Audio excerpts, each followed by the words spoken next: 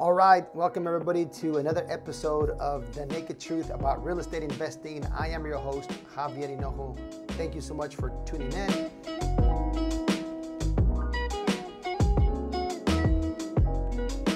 Today in this episode, I'm going to talk about the importance of masterminds and the importance of networking. But look, the last 3 deals that I bought have been through masterminds, okay?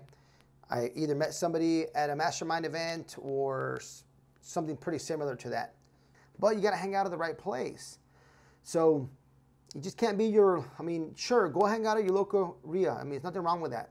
But you really need to hang out with, high-level folks that are doing, a lot of things in the business, whatever business it is. If it's real estate, great, it's in real estate.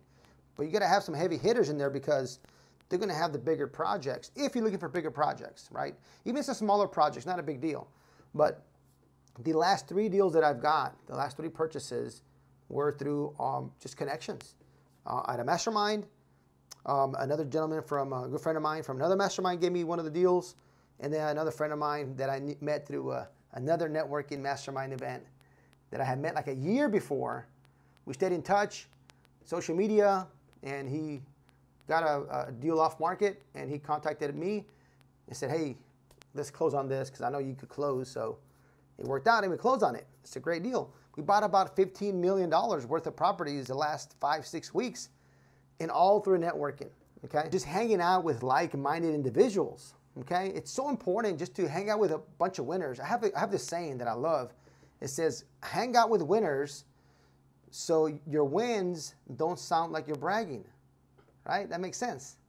Sometimes, unfortunately, you go hang out and talking to, maybe your neighbor or maybe one of your relatives or a friend at work or et cetera. You tell them, man, I want to go buy $1 million property. I want to go buy a 4-plex.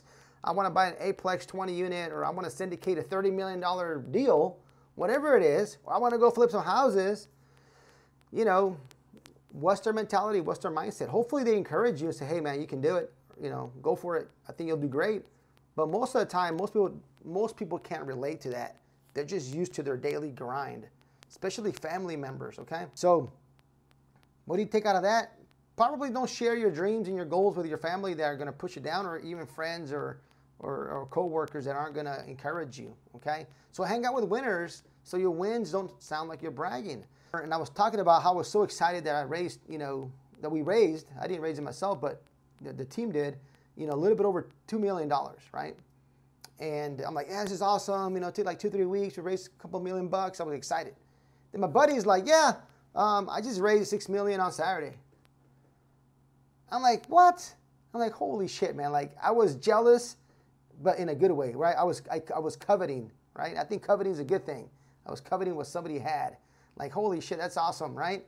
And I was like, I'm jealous in a good way, like, good for you. Now I was here, and now he just pushed my belief level up here to where I'm like, shoot, I can do this, right? If he can do $6 million, why can't I do $6 million on a Saturday, right? So on a Saturday, I would raise $6 million and $1 just because I need to be able to raise a little bit more. But, just networking like that, it just pushes you, right? It encourages you. Like-minded people, the energy, just the ideas that come out. Man, there's some businesses that are made, some partnerships that are made. You get a project, guess what you're going to go to first? You're going to go to your immediate family, right? So that's your mastermind group. That's your networking group. The one you're going to just share it. Be like, hey, I got this great idea, a great project. And you share it with your group. You share it with your immediate sphere, right? Right away. If you can't get it done from there, it's not a good fit, then you go further out, and then further out, and then further out. So there's a lot of dealing and wheeling going on in these masterminds. I've seen people coming in like barely making the mastermind, like they got a business that's going, and maybe their cash flow tight. They got to pay $25K to join a mastermind. Next thing they know, like a year later, they're building like all these subdivisions, and they got like $10 million worth of line of credit, and like, holy crap, right? Like, how did you even get to that point, right? It's because somebody knows somebody that you don't know, and they get you connected, right? And it's power about mastermind. Your belief level just goes through the roof. The power of the synergy and everybody there with just high level thinking and everybody encouraging each other and being able to support each other on projects. Maybe you got a project and you're like, hey, who wants it? I'll sell it to you for $50K, $100K, $10K, or give me a fee and some equity for this project, right? You can do a lot of cool stuff, and you know that the guys that are there, you know, depends on the mastermind, they can actually, you know, they can perform, right? They can hopefully close. They can close on your project. So it's very important, you know, join a mastermind, go out there and just spend the money, guys. Do your research. But I could not be where I'm at if I hadn't joined Mastermind. And I know plenty of people, you notice that I speak to on my podcast, where I just interview, or events that I hang out, all those folks that I know are part of a mastermind, right? I'm going to get a chance to speak tonight in front of 200 people, right? That came from a connection from networking. A really good friend of mine. It's his event, and I get to go speak. 200 people there, right? You know, I can connect with one or two that follow me, that can connect me with something else, and it's something else. I don't know, right? I'm not there to see what I get for myself. I'm there to support my friend. You know, hopefully say a couple of jokes, give some value to his event, to his all his attendees, and it goes around and eventually comes back to me. Awesome. If not, I hope I can bring a lot of value to him. A lot of networking events, a lot of even like speaking events, and just getting yourself, you know, elevated, right? Like, you know, you go to an event, you get on stage. It's super cool, right? You can use that for social media. You can use it, you know, when you're trying to raise some capital, whatever it is, right? People see you in the spotlight, and it's pretty cool.